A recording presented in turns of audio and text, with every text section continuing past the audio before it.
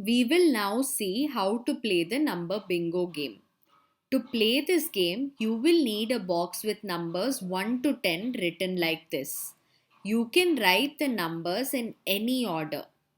You will also need a pencil or pen.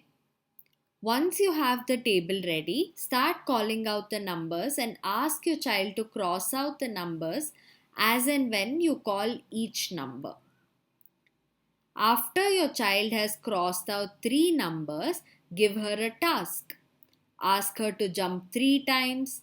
You can ask her to touch her head. Continue the number bingo game.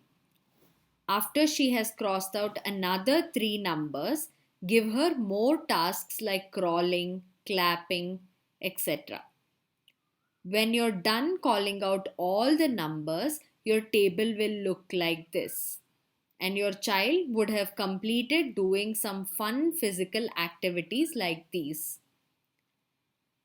Enjoy playing the number bingo game.